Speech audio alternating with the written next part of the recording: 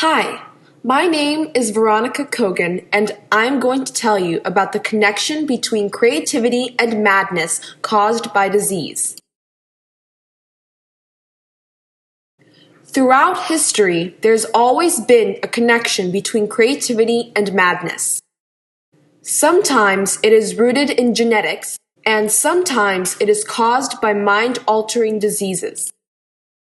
Syphilis is one of the diseases that clearly illustrates this connection. A lot of famous artists in the past are known to have been affected by syphilis. How does that work, you might ask? Well, syphilis has 3 stages. In the first stage, the only symptom is a small sore, but this could easily go unnoticed.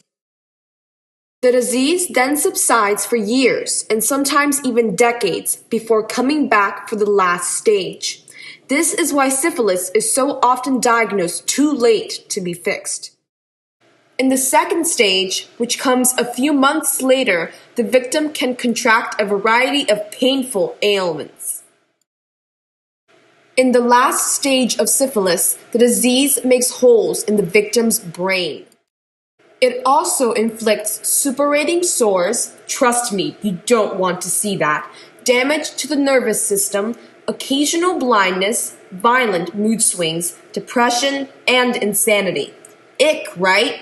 Who would be crazy enough to welcome this disease with open arms? The reason is this. Syphilis gives them a burst of creativity when it eats holes in their brains. This is why syphilis was welcomed in Parisian bohemian circles in the late 19th century. Paris was a capital for the creative arts. Some famous artists who had syphilis were Charles Baudelaire, a famous poet, Manet, a famous artist, and even Vincent van Gogh.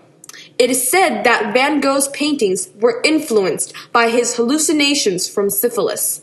His famous incident where he cut off his ear is also credited to the disease. There were countless others that were affected by syphilis, like Paul Gauguin, Guy de Maupassant, Gustave Flaubert, and they all wore the disease like a badge of honor. They even celebrated when they were diagnosed with syphilis because they desired to create brilliant works of art, and the last stage of syphilis would give them an extra burst of creativity and inspiration. For example, when Baudelaire was hit by seizures in the streets of Paris in 1862, he wrote with pride, "I felt over me the wind of wings of madness." Madness and creativity will always only be separated by a thin line. Some might even say that real creative geniuses cannot really exist without some streak of madness in them to create such hallucinatory-like visions of the world. It will always be mystifying, and the strange connection is just another example of how the mind works in mysterious ways.